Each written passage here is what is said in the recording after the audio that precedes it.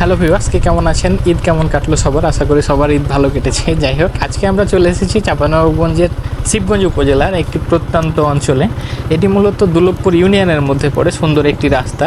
গ্রামের সৌন্দর্য দেখে আমি আবারও মুগ্ধ হলাম। যদিও গ্রামের সৌন্দর্য আমার অনেক পছন্দ, বিশেষ করে যারা শহরে থাকে তারা অনেকেই কিন্তু গ্রামের সৌন্দর্য পছন্দ করেন, আর যারা গ্রামে থাকেন তারা একটু শহরমুখী হতে চান।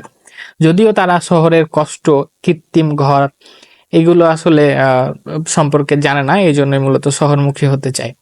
গ্রামের যে নরমতা, প্রাকৃতিক দৃশ্য দেখলে মন জুড়াবে না এমন মানুষ খুঁজে পাওয়া সত্যিই দুষ্কর। গ্রামের মায়ামাখা দৃশ্যগুলো একদমই চোখে বেঁধে ওঠে, মনে তৃপ্তি পায়। ইট পাথরের শহরে যে খুপড়ি ঘর, কৃত্রিম বাতাস, এগুলো অপছন্দ হওয়ার অনেকগুলোই কারণ আছে। অথচ ছায়ায় ঘেরা যে গ্রাম, আঁকা বাঁকা বয়ে চলা নদী, খাল, সবুজ শ্যামল মাঠ, হ্যাঁ, প্রাকৃতিক দৃশ্য, এগুলো সত্যিই অসাধারণ।